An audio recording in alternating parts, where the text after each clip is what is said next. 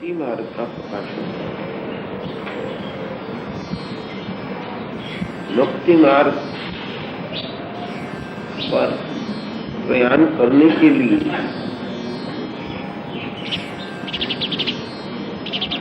बड़े भारी साहस, पुरुषार्थ और साथ ही साथ अत्यंत बुद्धिमानी की बड़ी भारी आवश्यकता।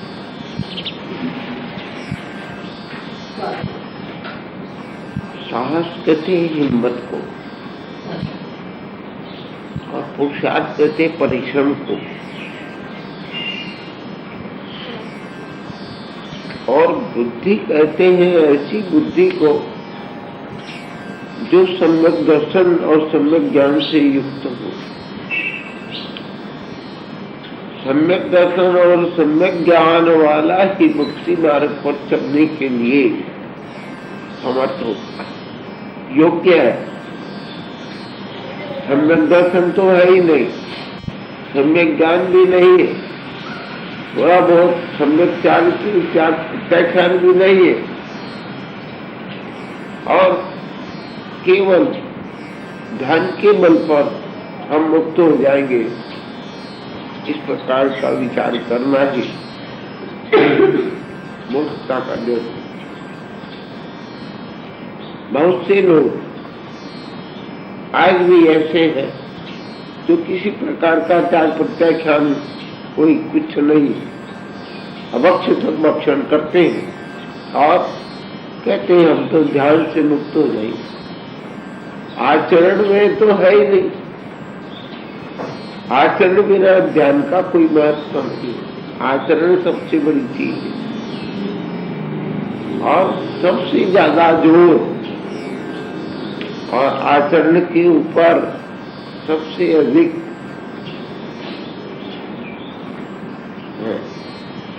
दृढ़ता से रहने का भगवान महावीर ने प्रतिपादन किया। अन्य धर्मों में आचार का उतना महत्व नहीं, नैतिकता का भी महत्व नहीं। यहाँ तो पहले नैतिकता, जीवन में नैतिकता है तो ही आध्यात्मिकता तो दूर रही, धार्मिकता भी नहीं आती। पहले नैतिकता, फिर धार्मिकता और फिर आध्यात्मिकता का नंबर आता। पहले जीवन नीति पूर्वक हो। हमारी प्राचीन नीति क्या है? जो ही भगवान ने कही वो नीति है, कोई नई नीति नहीं है। भारतीय नीति क्या है? यथासाध्य अहिंसा का पालन करना, सत्य बोलना, चोरी नहीं करना और ब्रह्म सेवन नहीं करना। सर्वसाय ब्रह्म का त्याग न हो सके तो अपनी विवाहिता स्त्री के साथ, विवाहिता भी कौन है? अपनी जाति की, अपने संस्कार, एक से संस्कार दोनों के हो, उसी के साथ विवाह करने की इजाजत। आज की लड़के और लड़कियां आंख मूंद करके, संस्कार न देख करके और केवल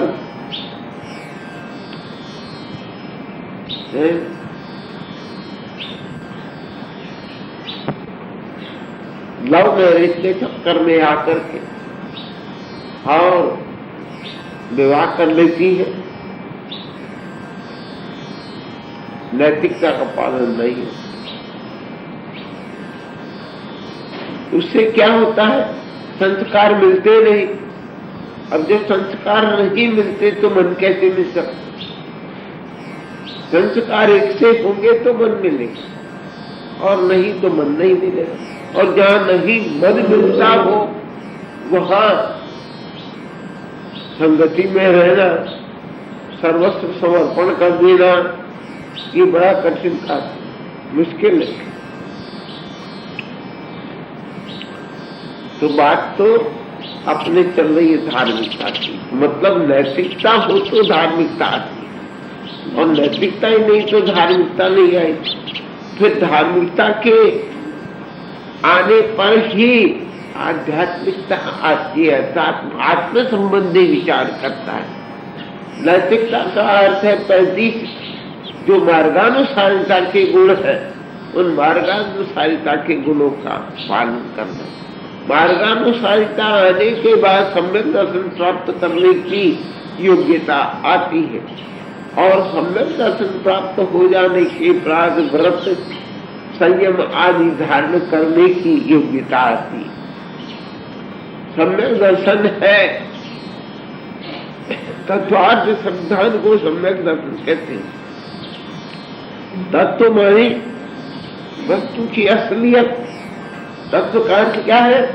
वस्तु की असलियत। हर वस्तु की असलियत का जो ज्ञानियों ने वर्णन किया है, उस असलियत की श्रद्धा रखना, उस पर विश्वास रखना ही सम्यक दर्शन।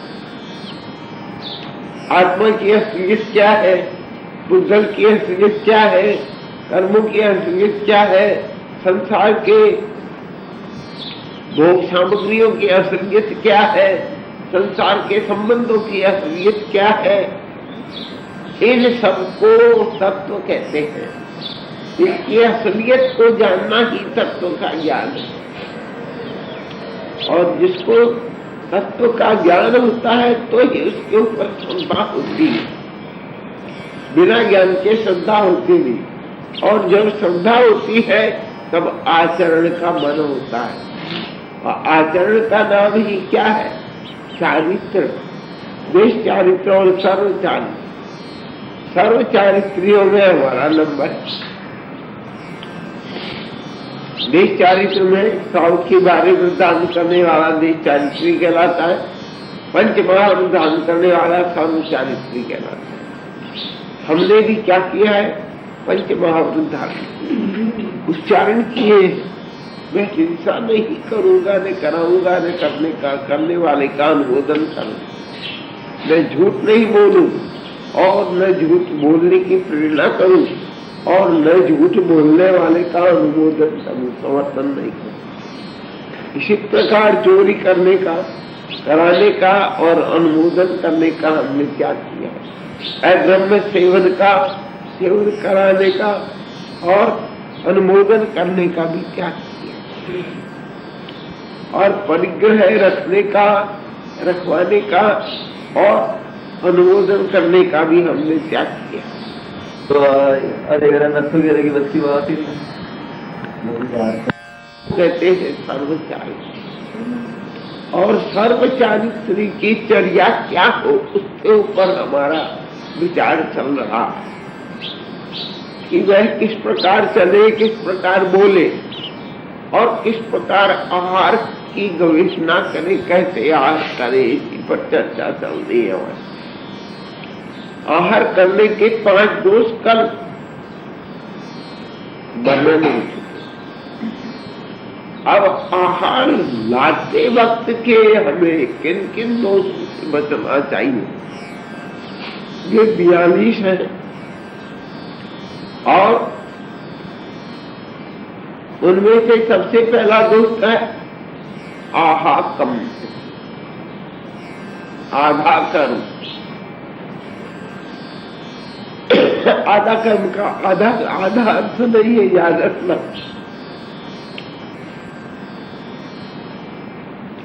आधा का यहाँ आधा अर्थ नहीं है।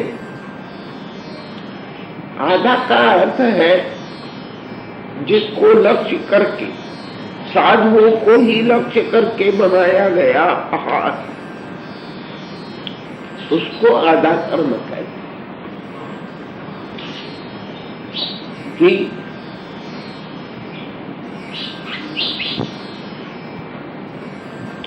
यह आहार तो साधुओं के लिए, ये चीज तो महाराज के लिए है और किसी को देना मत, होता है।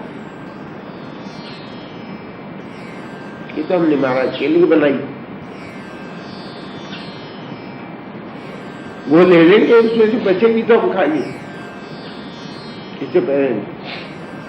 इस प्रकार की भावना से किया गया, बहुत से साधुओं के लिए बनाया गया जो आहार है, उसको कहते हैं आधा कर्म। इस प्रकार का आहार साधु न दे, सबसे पहला दोष है। सब साधुओं को उद्देश्य करके बनाया गया जो आहार है, इसको आधा कर्म है।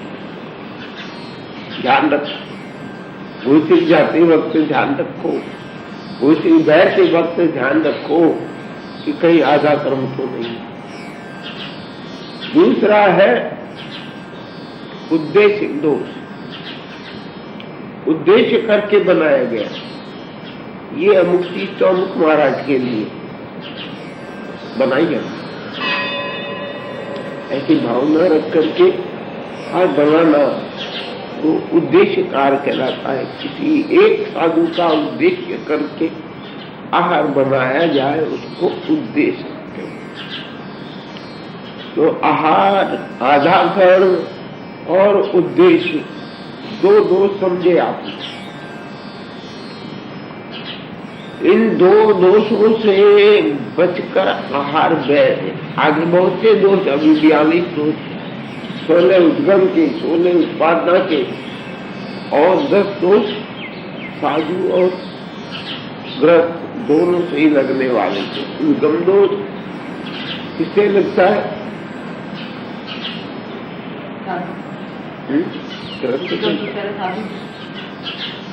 उत्पादना दोष साधु की बात, और बाकी के 10 दोष साधु और ग्रस्त दोनों के लिए। तो आज बहुत देर हो गई अपने को, और आधा कर्म और उद्देश्य का भाव समझ लेना। अपनी पुस्तक है ना श्रवण पर्वत, उसमें भी, और तुम्हारी पढ़ाई की किताब भक्तामृत सूत्र और अष्ट प्रवचन माता, अष्ट प्रवचन माता में देखना, और वो गाथाएं याद कर लेना, तो कम से कम नाम याद रहे। हमने याद की थी, भूल गए। मैं तो बहुत चीजें भूल गई, बहुत चीजें भूल गई, याद ही नहीं किया। तो इस प्रकार से आधा कर्म और उद्देश्य का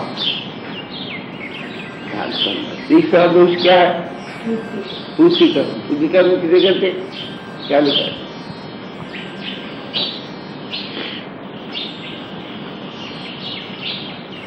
शुद्ध अशानादि में अशुद्ध, अशानादि की बूंद पड़ जाए तो अग्राह्य हो जाता है। पूर्ति कर्म शुद्ध में अशुद्ध की बूंद पड़ जाए तो वो पूर्ति कर्म। शुद्ध आहार है और पानी की बूंद गिर गई है तो क्या बन गया? अशुद्ध बन गया, लेने का नहीं हो। अब गिर और भी सब आएंगे भी। अशुद्ध उसमें मिल जाना उसको कहते हैं पूरी कर्म, पूर्ति कर्म। पूरी कर्म में पूर्ति कर्म करने से वो भी आहार अशुद्ध हो जाता है। पानी की बूंदी गिर गई, हरी गिर गई, या कोई बीज गिर गया है, तो वो पूर्ति कर्म बन जाता, उसमें मिल गया। वो कैसा हो जाता है? जिस प्रकार दूध खीर के अंदर एक विष की बूंद गिर जाने पर वह जहरीली बन जाती है, ठीक इसी प्रकार से जरा सी वस्तु मिल जाने पर भी वो क्या पूर्ति कर्म हो जाता है। ध्यान रखने का है कि साग सब्जियां हैं, उनको ग्रहण करते समय हमेशा ध्यान रखें उसमें हरी आ जाने का, हरी रह जाने का दोष है। इसलिए बीज वगैरह बैठते समय बीजों को देखो, अगर आपको बीज दिख रहा है तो नहीं बैठने का। गुप्त रूप से रहने की उसमें शंका है, जैसे मतीरी में रह जाता है, साग सब्जियों के अंदर अपने नींबू में रह जाता है, और ये जो अपन फल वगैरह बैठते हैं इनमें भी रहने की संभावना रहती है।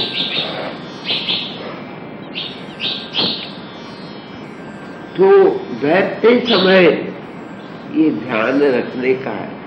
बहरने वाले को सबसे पहले 42 दोष सीखने होते हैं और 42 दोषों को छोड़ करके बहरना, उनसे बच करके रहना, क्योंकि क्या बन जाता है असूस्ता आहार, उसको बोलते हैं असूस्ता। और असूस्ता आहार करने से क्या होता है, मन खराब होता है। मन में वो तीव्र वैराग्य की भावनाएं, तीव्र त्याग की भावनाएं नहीं आती। असूस्ता करने वाले को याद हो,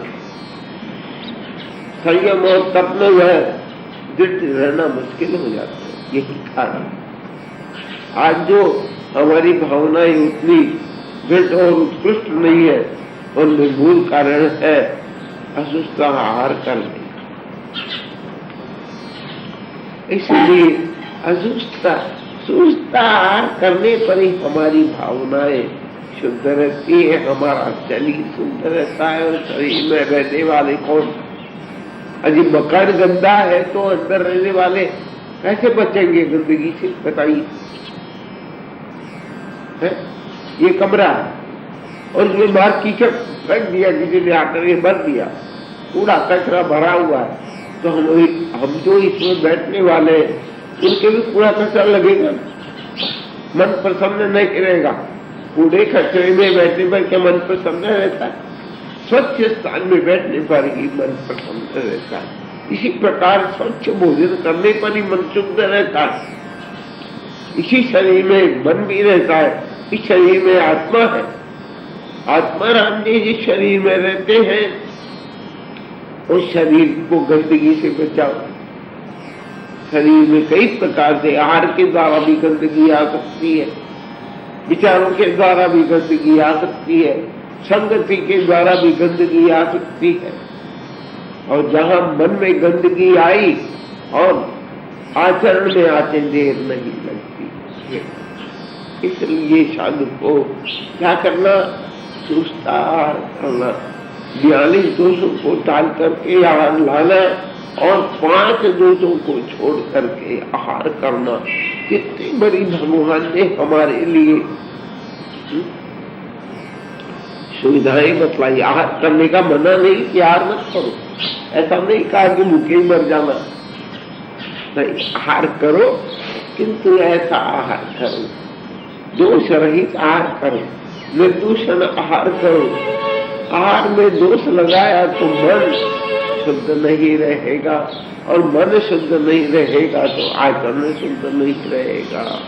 इसलिए हमेशा ध्यान रखो, हर सबको आज से ही लेकर के याद रखवाई 42 तो जरूर सीख ले।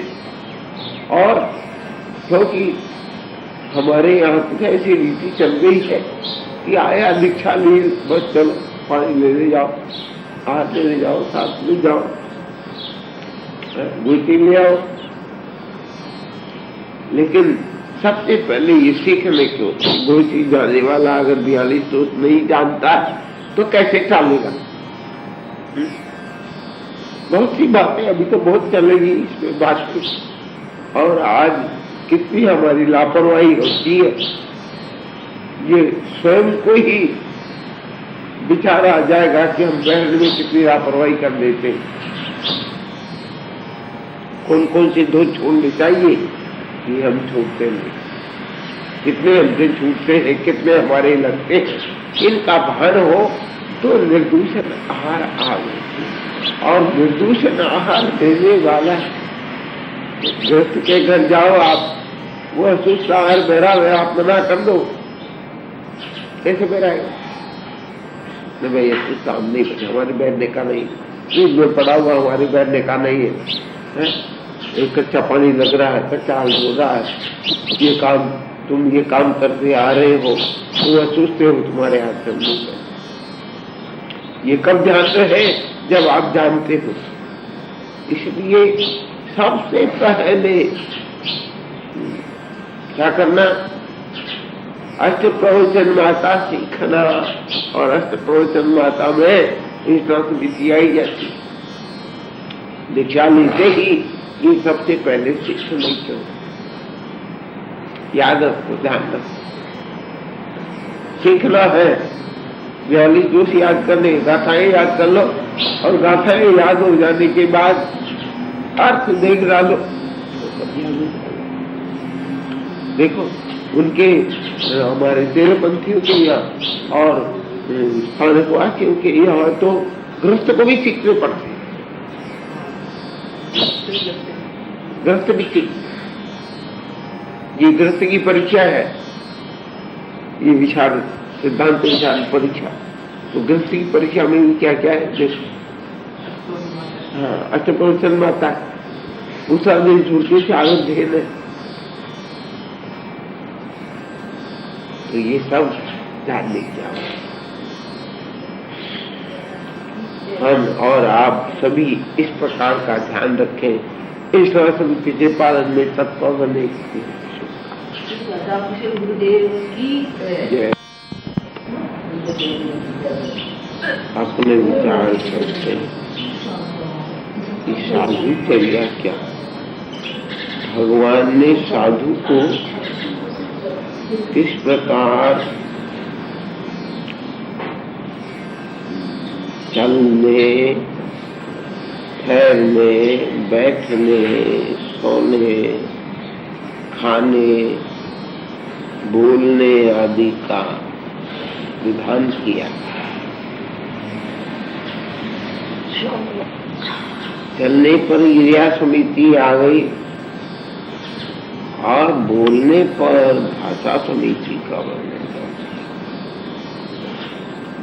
क्रिया समिति में चलना, बैठना, उठना, फिरना, सोना आदि सब शारीरिक कार्य आ जाते, शरीर से की जाने वाली। और भाषा समिति में बोलने की बात आ जाती। तीसरी ऐषणा समिति, ऐषणा समिति के तीन भेद, तीन प्रकार की ऐषणा होती है, गवेषणा, ग्रहणेषणा और ग्रासेषण। उत्तराधीन सूत्र के 24वें अध्ययन में विस्तार पूर्वक इन अष्टप्रवचन माता का वर्णन किया है।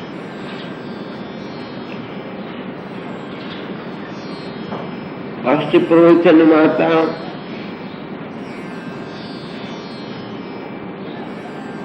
या प्रवचन का क्या अर्थ? अष्ट माने 8 और प्रवचन माने शासन, भगवान की आज्ञा, भगवान का जो कुछ भगवान ने कहा उसको प्रवचन कहते हैं।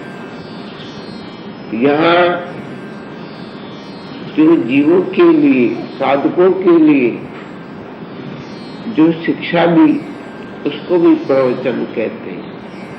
और उनके लिए जो विधान किया, कानून बनाया, उसको कहते हैं अष्टप्रवचन माता। साधु जीवन के लिए अष्टप्रवचन माता का कानून भगवान तीर्थंकर देवों ने बनाया कि इस प्रकार से इस कानून में चलोगे तो तुम्हारा संसार से उद्धार हो जाएगा। आहार करने की मनाही नहीं की कि तू अनशनी कर लेना, ऐसा नहीं कहा। आवश्यकता अनुसार 6 कारण के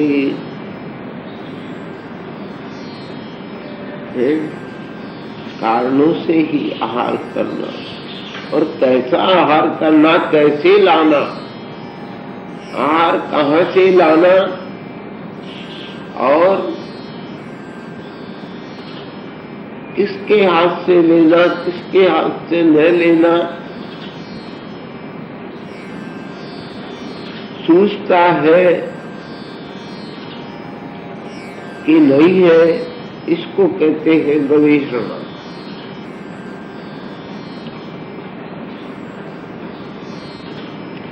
गवेषणा शब्द का अर्थ समझो, कैसे बना गवेषणा?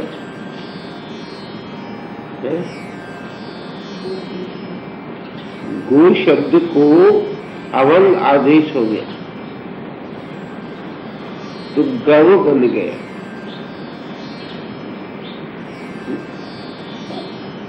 कहा था आपने अवंग आदेश? अवंग होता है नृत्य, उसमें से गो शब्द के साथ अवंग आदेश और अवंग आदेश के साथ इश धातु का योग किया तो इससे बना इस इच्छा है। इस इच्छा।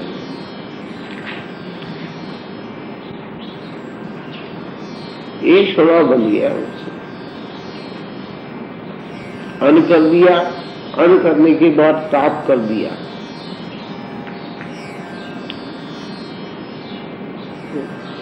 यू हुआ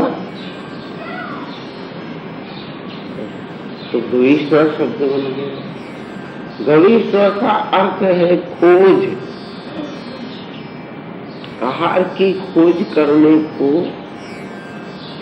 गवेषणा कहते हैं। वो शब्द इंद्रिय वाचक भी है, वो शब्द पृथ्वीवाचक भी है, वो शब्द किरणवाचक भी है। सूर्य की किरणों को भी गो कहते हैं। हमारी इंद्रियों को भी भगवान ने क्या बताया? गो।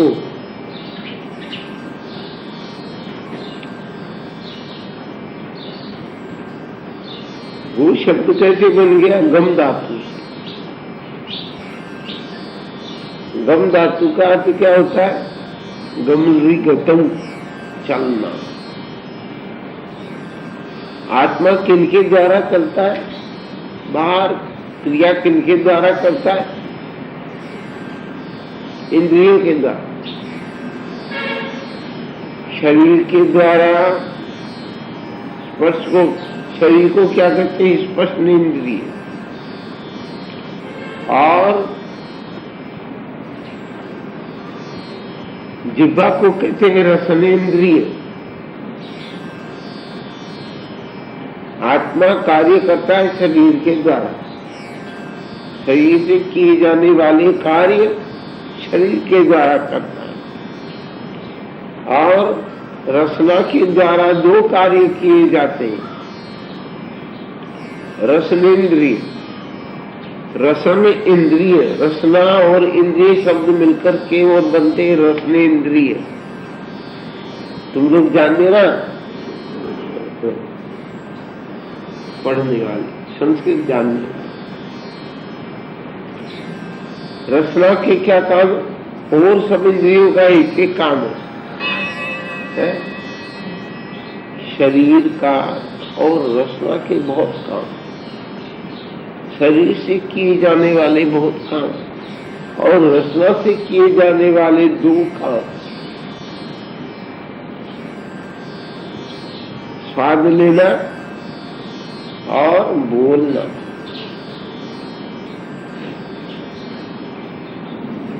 आत्मा शरीर जब धारण करता है, शरीर में रहता है, संसारी जीव शरीर के बिना नहीं रहता। याद रखो, जितने भी संसारी जीव अगर छोटे से छोटा अत्यंत सूक्ष्म निगुण का जीव है, उसके भी क्या है? स्पर्श इंद्रिय, शरीर। उसको भी शरीर में रहना पड़ता है। उसके भी 8 ही कर्म लगे हुए, उसे रसना नहीं मिलती। रसनेन्द्रिय नहीं है केंद्रीय के। केंद्रीय की क्या है? एक स्पर्श इंद्रिय। स्वतंत्र शरीर वाले भी होते हैं, परतंत्र शरीर वाले भी होते हैं। एक शरीर में जिसके एक ही जीव हो, वह जीव स्वतंत्र शरीर वाला। प्रत्येक वनस्पति हो तो ही प्रत्येक कहलाता है। और पशु पक्षी कीड़े मकोड़े मनुष्य देव नारकी, ये सब एक एक शरीर वाले हैं। उनको किसी को 2 इंद्रियां है, किसी को 3, किसी को 4, किसी को 5। इन इंद्रियों के द्वारा क्या करता है? गमन करता है। गमन का अर्थ है जाना भी और जानना भी और पाना भी। गमनेर्थ का, ज्ञानार्थ का और प्राप्त्यर्थ, तीन अर्थों में जो गमनार्थक धातुएं हैं वे तीन अर्थों में प्रयुक्त होती है। इनसे क्या है? तो यहाँ गवेषणा का अर्थ क्या है? इंद्रियों के द्वारा बड़ी प्रकार से देखना,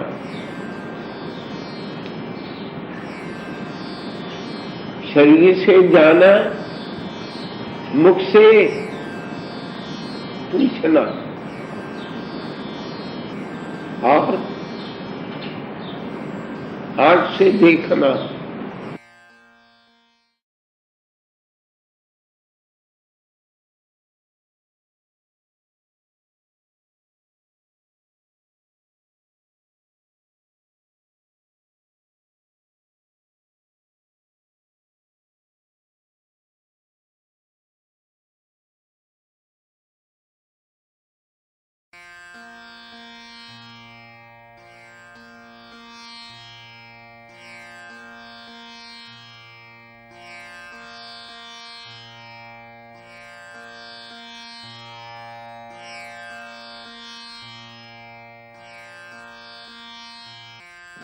ज्ञान, मिथ्या,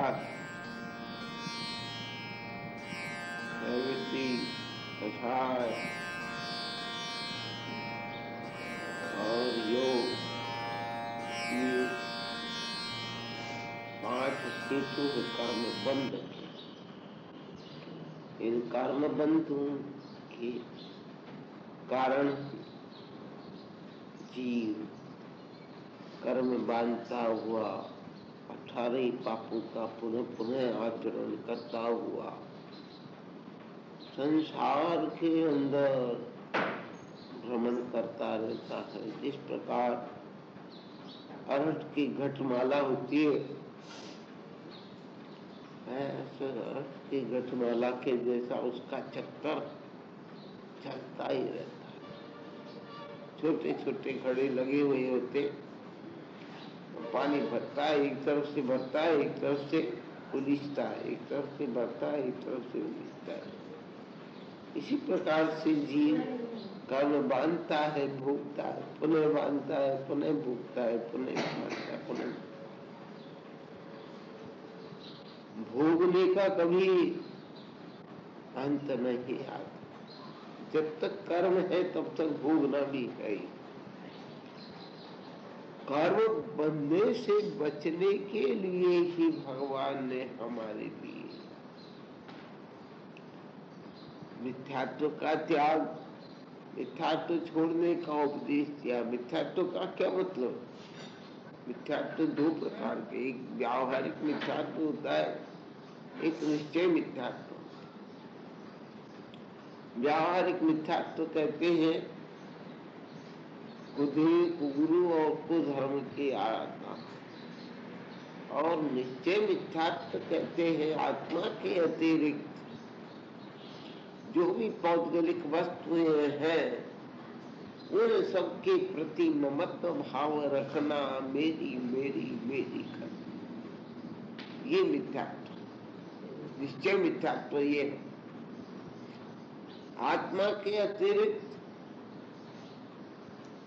जो भी कुछ है कर्मों से मिला हुआ है, कर्म के कारण है, और कर्मों को दूर करने पर ही आत्मा उन सब प्रकार के दुखों से मुक्त हो सकता है।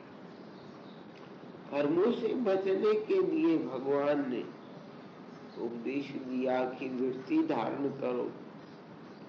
वृत्ति धारण करोगे क्योंकि ऐसे मिथ्यात्व कारण है कर्माने का, और अवृत्ति त्याग नहीं करना भी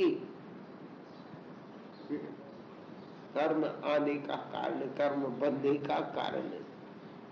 और उस बंधन के अंदर भी मजबूती लाने वाला कौन है? कषाय।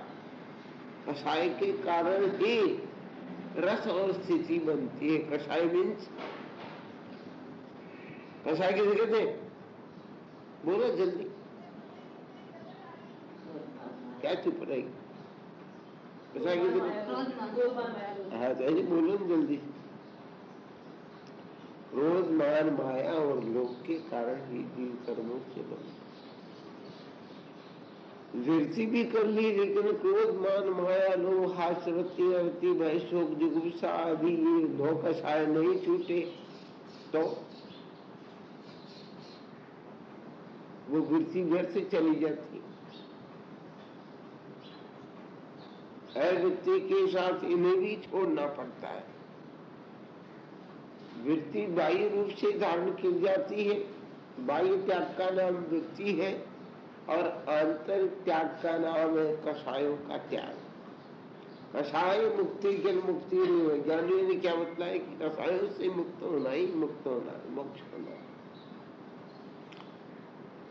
और कषायों से मुक्त रहने के लिए साधु को क्या करना? अष्ट प्रवचन माता का पालन करना। अष्ट प्रवचन माता जानते हो आप? इनका पालन न करने से अतिचार लगता है। ये क्या है?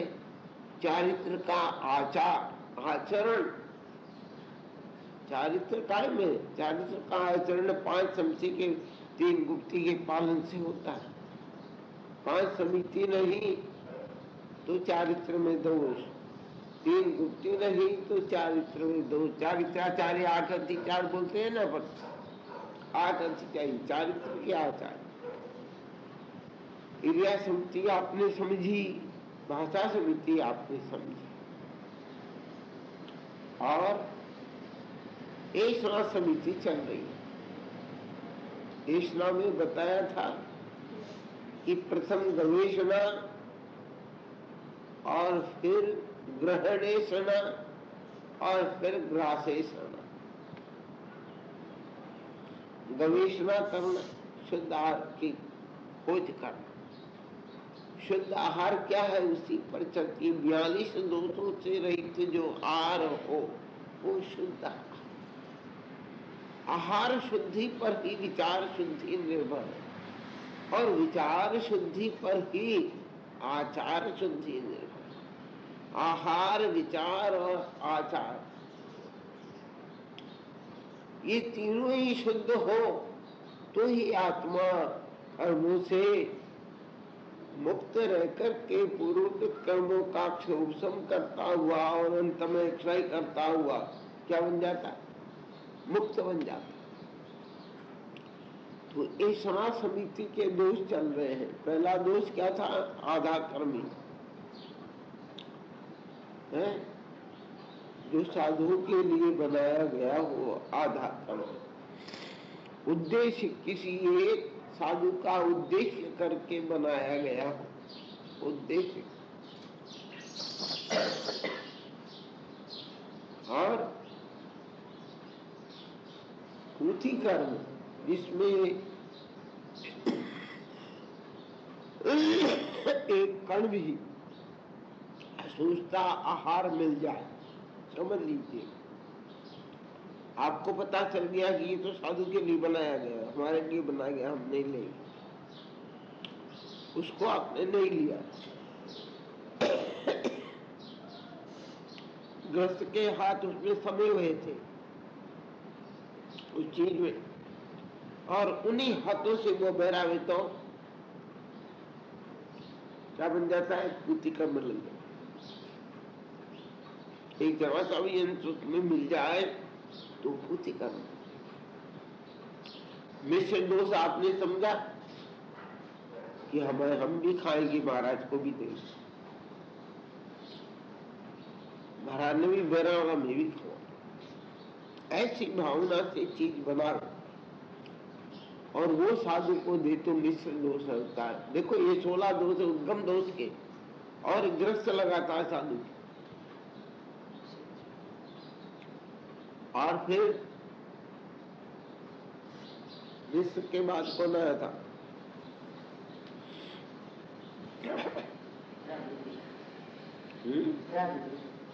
प्रादुष्करण,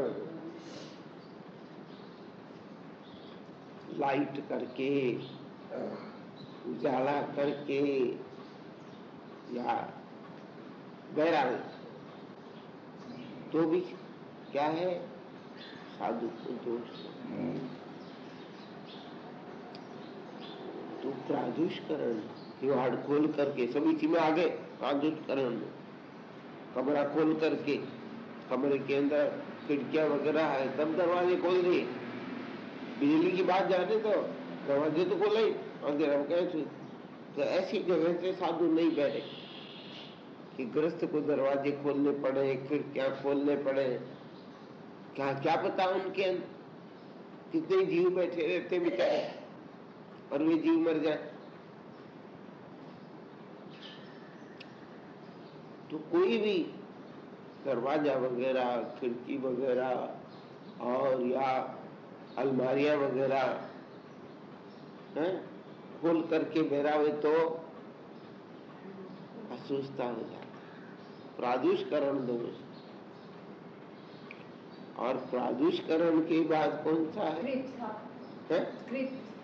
क्रीत दोष। क्रीत मानी खरीद करके बहरा। महाराज के लिए, साधु साध्वी के लिए खरीद करके ला करके बहराना, वो आहार भी क्या है? क्या है? दूषित दोष रखता। दूषित आहार करने के कारण ही हमारे विचारों में शुद्धि नहीं रहती, आत्मचिंतन नहीं चलता, तत्व चिंतन नहीं चलता। आहार शुद्ध मिले तो साधु के तत्व चिंतन चले, और आहार शुद्ध नहीं मिले तो साधु के विचार तत्व चिंतन में नहीं रह करके और सब बातों में, ग्रस्तों की बातों सुनने में, इन सबके अंदर लीन रहता है, धर्म ध्यान से वंचित रह जाता है। और साधु जीवन किस लिए है? धर्म ध्यान के। इसलिए आहार के जो दोष है, क्रीत दोष, खरीद करके कोई बहराव है तो क्या होता है? दोष है। साधु को पता नहीं चलता, इसलिए साधु पूछे। गृहस्थ भक्ति के वश होकर के सब कुछ करते, लेकिन साधु का कर्तव्य है कि वो पूछे।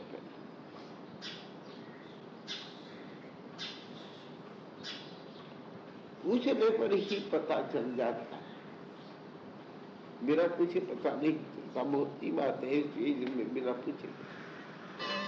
और प्रीत के बाद क्या है? प्रामिच्य। पामिच्य दोष। पामिच्य दोष क्या है? उधार ला करके बैठना। आपने तो यह चीज बोले ओडिशा पैसे लिया, पासी दीगर और उधार चीज लाकर, बाहर ने कोई चीज मांगी, आवश्यकता थी, आपके यहाँ नहीं है, पड़ोसी के पास से आप ला रख ली। पहले महाराज को पता ही नहीं है कि उधार लाए।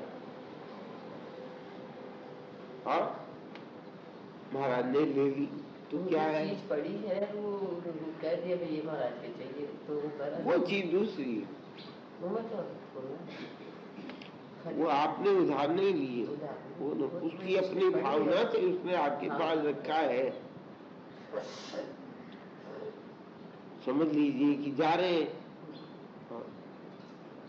हाँ, आप लाभ लेना। भाषा भाषा का बहुत फर्क है।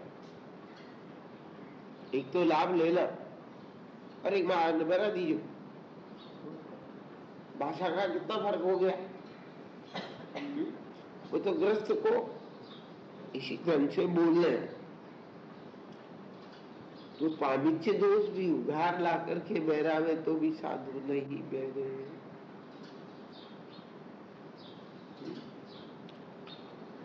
सामान्य भोजन सामग्री के लिए तो कोई ऐसा प्रसंग नहीं उठता है, और कोई चीज अन्य अन्य चीजें हैं उनके विषय में ऐसा हो सकता।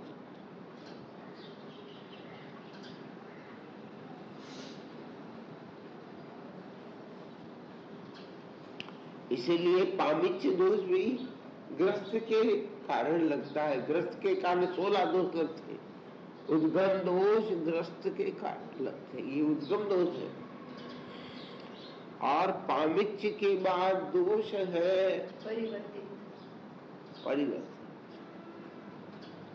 अदला बदली करके ग्रस्त आपस में अदला बदली कर ले चीज की, और वो साधु में दे तो उनमें भी दोष।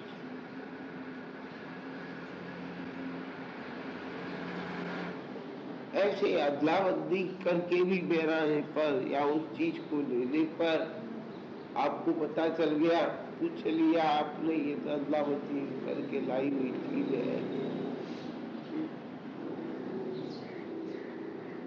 माथाल फूल का उठिया को वापिस आकर उतर लिया, 4 फूल का लिया आप बोले पाछा 5 दे जाना, तो नहीं उनमें भी दोष लागे। ध्यान रखो, तो ग्रस्तों को ध्यान रखने की थोड़ा दोष। साधु तो पूछे, अब पूछे पाछे का आंदोलन बराबर। आप लाए उधार और आपने कह दिया क्षमा कीजिए, लाए उधार या परिवर्तन करके लाए तो भी क्या है, अचूकता है। साधु को पता नहीं, आपने साधु के सामने झूठ बोल दिया, साधु मिलेगी। इसलिए ग्रस्तों को भी सुस्ता आय भराने का प्रयत्न करना चाहिए। असुस्ता हो तो गले पड़ा है, सुस्ती चीज है। सुस्तु असुस्तु के रिसुस्तु की दुराप्यति चालू में 12वां व्रत ग्रस्त का जो 12वां व्रत है अतिथि संविभाग, उसके अतिचारों में आता है सचित के ऊपर रखी हुई, सचित से ढकी हुई मुक्ति मार्ग का प्रकाशन। मुक्ति मार्ग पर प्रयाण करने के लिए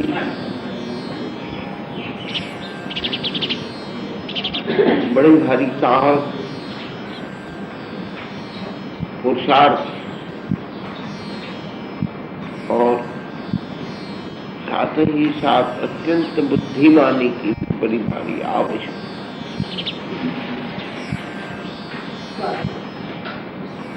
साहस कहते हैं हिम्मत को, और पुरुषार्थ कहते परिश्रम को, और बुद्धि कहते हैं ऐसी बुद्धि को